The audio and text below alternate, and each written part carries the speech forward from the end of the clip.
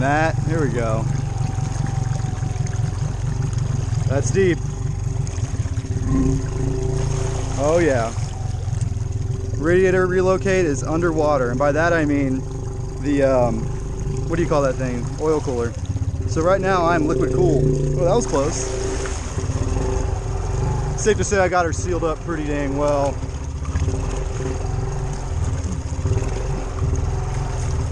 Rocking out a water wheelie on a Honda 300 on 35s. Oh no, I need a locker. That little squeal, that's my locker kicking in.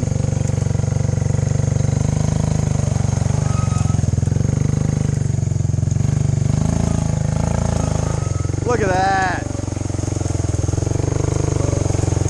That is awesome. All you need to do that is two $15 eBay brake master cylinders. Bike this high, you have to have some kind of positive traction up front. Applying the locker, and it creeps right out. Oh, dude. Honda gate out here on the 35s, the lake spot. It has evolved a little bit lately. I'll give you some updates. So, got the disc brake kit on there, the quad tracks, it's like 250 bucks. Really nice kit, really nice 2-piston calipers, and I like the design a lot. I wish ATVs would go to that kind of caliper from the factory because there's no pins to wear out. It's not, so don't be confused. Don't think this is like the bullshit where everyone says, oh, if you got a Honda and you tap the front brake, both front wheels will pull. That's bullshit. I don't believe that at all. It might work on stock tires, but on big tires, you will overpower the little clutches in there. This brake breaks that wheel. This brake breaks that wheel. When this wheel starts to light up, I will lock the diff by applying brakes to it, therefore transferring the power through that wheel over to that wheel through the differential. This, even with the 35s, it's still geared very low.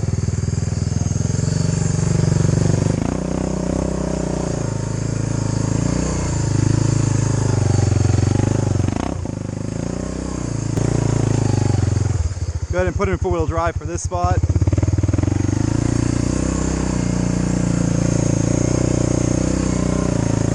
Oh, this is too cool.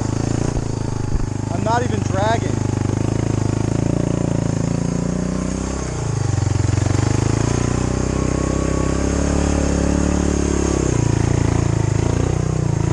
Oh, yes.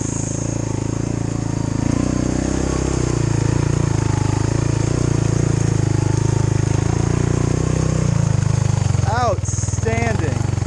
That's the spot I got stuck in before with the 31s.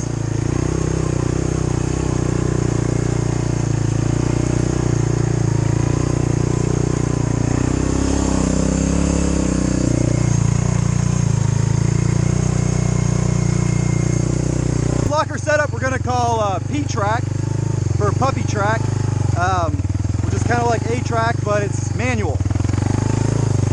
That 83% reduction is bad to the bone. Ooh, that punched through.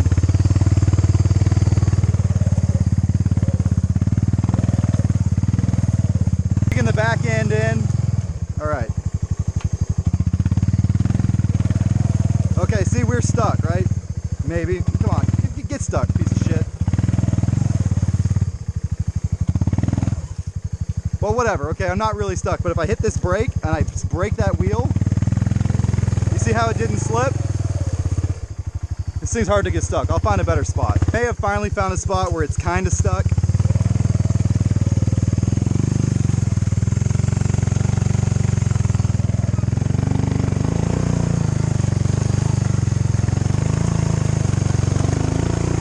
Oh yeah, puppy locker for the win. So it doesn't work like a full locker. The brakes don't have enough strength to overcome the torque of a 35-inch tire, but it is a lot better than nothing. When you need just a little bit of pull on that wheel, it definitely helps. I do have my slippers on for extra toe protection. Being that these are 20-inch wheels on 35-inch tires and the tires are only 8.3 inches wide, I really don't expect to have any flotation.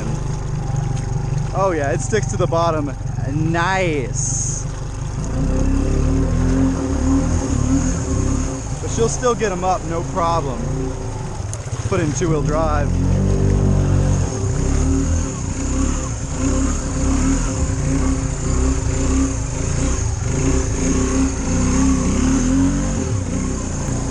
Beautiful. This thing is huge. Put in four-wheel drive to help it steer. I'm gonna go deep now, boys. This might get a little hairy.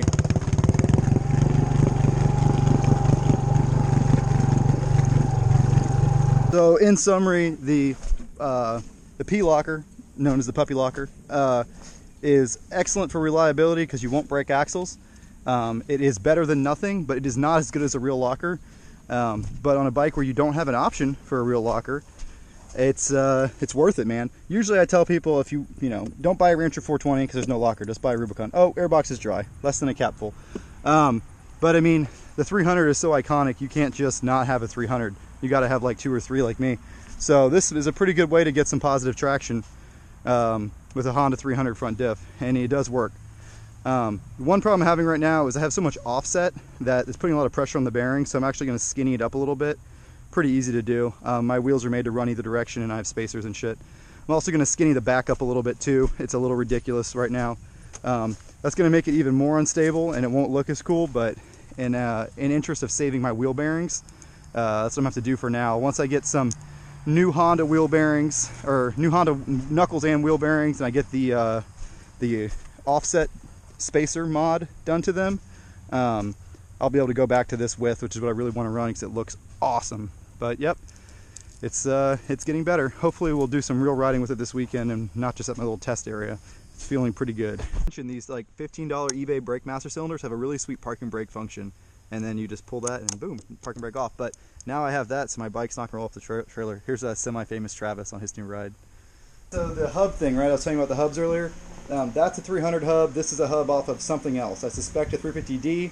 The difference is this bearing piece is much longer, as you can see on this hub, and I've already ground this one down a little bit, so it's even closer.